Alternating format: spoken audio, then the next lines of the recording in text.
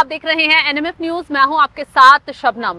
बरेली में जिस तरीके से हिंसा भड़की, आई लव मोहम्मद के पोस्टर लेकर जो भीड़ सड़कों पर उतरी, अब वो इस भीड़ को किसने उकसाया, इसको लेकर मौलाना तौकीर रजा पर एक्शन शुरू हो गया है। हिरासत में मौलाना तौकीर रजा को ले लिया गया है।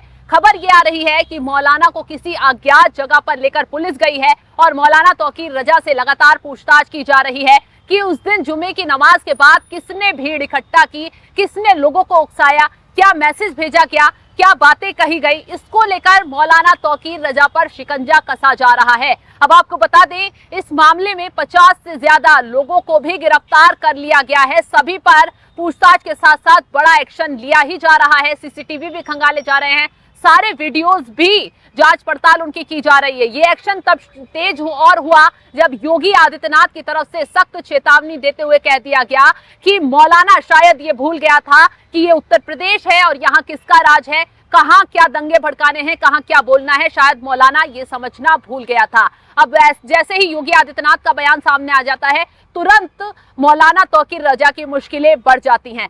अब आपको तौकीर रजा का इस हिरासत में लेने से पहले का एक बयान सुनवाते हैं, वो क्या कुछ कह रहे हैं।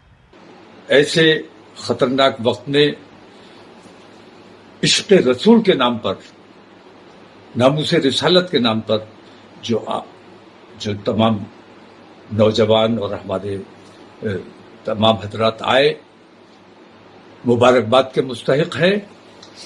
और मैं ये समझता हूं कि इस नाम पर जिन लोगों को चोट लगी है वो भी मुबारकबाद के मुस्तहिक है।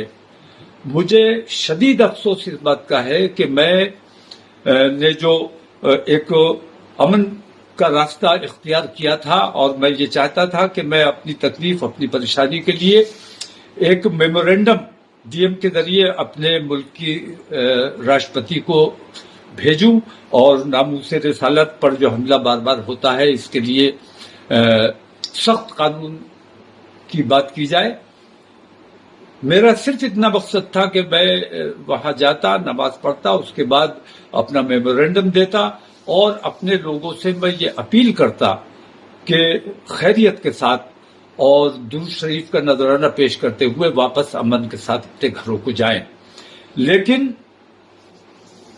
जैसा हमेशा होता रहा है, मुझे हाउस अरेस्ट कर लिया जाता है। इस बार मैंने ये किया कि मैं अपने घर पे नहीं रहा एहतियात की वजह से, और अपने एक दोस्त के यहाँ फाइक इनकलेव में आकर यहाँ कयाम किया मैंने रात को।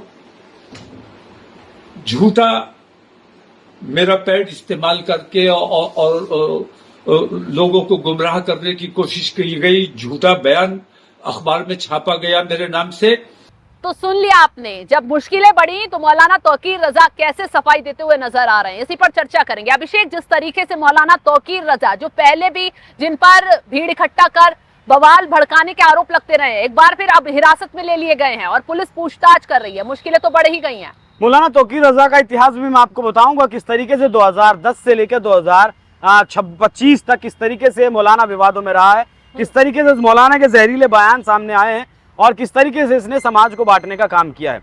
लेकिन उससे पहले आप ये समझ लीजिए, इस मामले में एनएसए के तहत अब कार्रवाई करने की बात कही जा रही है कि यूपी पुलिस मौलाना तौकीर रजा के ऊपर एनएसए के तहत कार्रवाई कर सकती है, क्योंकि इससे पहले वाराणसी में भी जब पूजा का मामला सामने आया था तब भी इसने बरेली में जुमे की नमाज के बाद इसी तरीके से हिंसा भड़काने की कोशिश की थी। और शायद मौलाना तौकीर रजा ये भूल गया था, जिस तरीके से पिछली बार बहुत ज्यादा सख्त एक्शन मौलाना तौकीर रजा पर नहीं हुआ था, और ये भूल गया था कि यहाँ योगी आदित्यनाथ का शासन है, यहाँ गलत करने वाले को उसकी सही सजा या फिर कहें कि उसके सही अंजाम तक पहुंचाया जाता है। इस देश के एक और राज्य में भी दंगा भड़काने की कोशिश की गई थी, हिंसा भड़काने की कोशिश की गई थी। वो जो नेता बनने चले थे उनके ऊपर भी एनएसए लगाकर गिरफ्तारी इस देश में हो गई है। देखिए, आई लव मोहम्मद का जो विवाद है कानपुर से उपजा था और देश के लगभग 10 राज्यों में इस वक्त ये चल रहा है, लेकिन उत्तर प्रदेश को इसकी जो भूमि बनाया गया जहां से इसका एग्जाम्पल सेट करने की कोशिश की गई, या फिर कहें कि जहां से इस विवाद को शुरू किया गया। अच्छा, अब कहा यह भी जा रहा है कि पुलिस ने हिरासत में ले लिया है मौलाना तौकीर रजा को और किसी अज्ञात ठिकाने पर ले जाकर मौलाना तौकीर रजा से पूछताछ की जा रही है, और इस पूछताछ के बाद मौलाना तौकीर रजा की गिरफ्तारी हो सकती है, क्योंकि पुलिस के पास कुछ वीडियो फुटप्रिंट्स हैं जिनमें मौलाना भड़काता हुआ लोगों को दिखाई दे रहा है। मौलाना की कुछ कॉल डिटेल्स भी पुलिस के पास हैं, जो ये बताती हैं कि मौलाना ने इसकी साजिश पहले से ही रची हुई थी। ये जो कहानी रची गई है, इसकी जो 50 लोगों की जो गिरफ्तारी हुई है और 26 तारीख को जुमे की नमाज के बाद जिस तरीके से बलवा काटने की कोशिश की गई, इसकी जो पूरी कहानी थी, ये जो पूरी स्क्रिप्ट थी, वो पहले ही तैयार कर ली गई थी। ठीक वैसा ही था जैसे संभल में प्रयोग किया गया था, और संभल में जब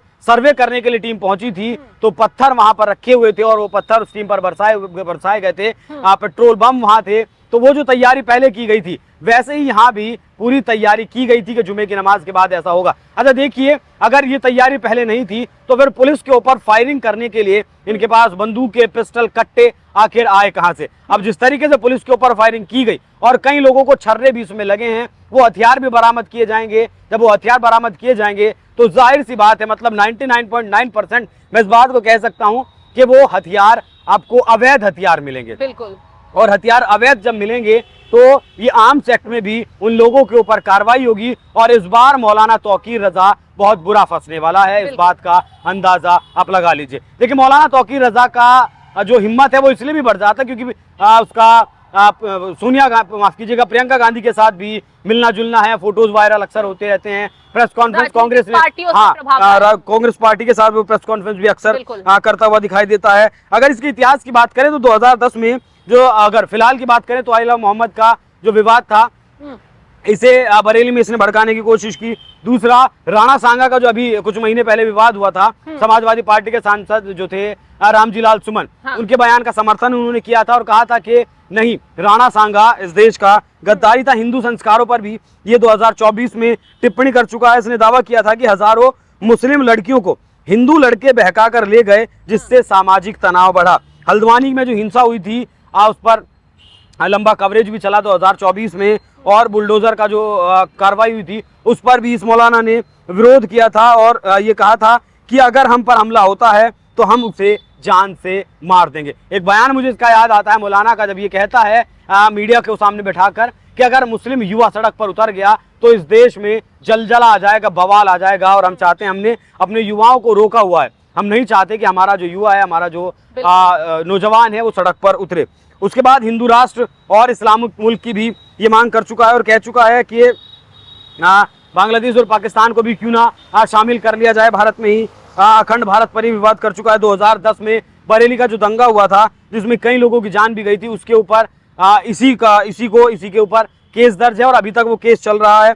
ज्ञानवापी में जब पूजा का मामला आया था तब भी इसने जेल भरो आंदोलन की घोषणा की थी। तो इसका जो इतिहास है, इसका जो बैकग्राउंड है मौलाना तौकीर रजा का, वो विवादों से भरा रहा है। हाँ। और जो इस मौलाना तौकीर रजा की जो राजनीति का जो पैटर्न आप देखेंगी वो यही मिलेगा कि समाज में सामाजिक वैमनस्यता पैदा करता है, सामाजिक भेदभाव पैदा करता है, और उसके बाद अपने आप को लाइमलाइट में रखता है। चुनाव जब आता है, जब ये ज्यादा एक्टिव हो जाता है राजनीतिक पार्टियों को दिखाने के लिए कि हाँ, यहाँ के मुसलमानों का ठेकेदार तो मैं ही हूँ और जो कुछ आपको करना है वो आप मेरे थ्रू वहाँ कर सकते हैं। बाकी दर्शक समझदार हैं कि वो मैं किस विषय की बात कर रहा हूँ। बाकी 2024 लोकसभा चुनाव के बाद आपने इस मौलाना का बयान नहीं सुना होगा, एक दो कोई बयान आया होगा इक्का दुक्का, लेकिन अब जैसे ही मामला गर्मा गर्म इसे आया तो इसने हाथों हाथ ये लपक लिया। और एक और बात का ध्यान रखिएगा, इस मौलाना का इतना वजूद नहीं है कि ये भीड़ को इकट्ठा कर सके।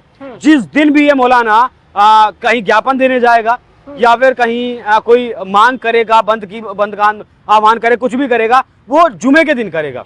और जुमे की नमाज के बाद जो भीड़ निकलती है वहां 10-20 लोग इसके तैयार रहते हैं और उस भीड़ को लेकर ये चल पड़ते हैं। उस भीड़ को वाकई में नहीं पता होता है कि वो कर क्या रहे हैं। जो आइला मोहम्मद को लेकर बरेली में हुआ, उसमें जो हजारों लोग थे, उसमें से मैं दावा कर सकता हूं उस वक्त बहुत सारे लोगों को पता ही नहीं होगा कि ये भीड़ कहां जा रही है, ज्ञापन किसे देने जा रही है, क्या लिखा है ज्ञापन में, विवाद क्या चल रहा है, क्योंकि आदमी को अपनी रोजी रोटी भी कमानी होती है और उस विषय पर भी लोग काम करते हैं। तो मौलाना तौकीर रजा ऐसा ही अक्सर करता है। अब जो इलाज इसका होगा, देखिएगा अभी आगे आने वाले वक्त में इसकी 7 पीढ़ियां याद रखेंगी कि दंगा उत्तर प्रदेश में तो नहीं भड़काना है। बिल्कुल, योगी आदित्यनाथ भी ये सख्त चेतावनी अभिषेक दे चुके हैं कि अब मौलाना ये भूल गया था दंगे भड़काने या हिंसा करने से पहले, लोगों को भड़काने से पहले, कि ये उत्तर प्रदेश है। मौलाना हिरासत में है, पूछताछ की जा रही है, क्या कुछ राज पुलिस के आगे उगलता है, ये देखने वाली बात होगी। और इस पूरी साजिश के पीछे कौन लोग और शामिल हैं, निकलकर सामने आते हैं। फिलहाल तमाम अपडेट हम आपके साथ साझा करते रहेंगे। इस खबर पर आपकी राय क्या है, कमेंट बॉक्स में जरूर बताइएगा। तमाम बड़ी खबरों की अपडेट के लिए भी हमारे साथ जुड़े रहिएगा। नमस्कार।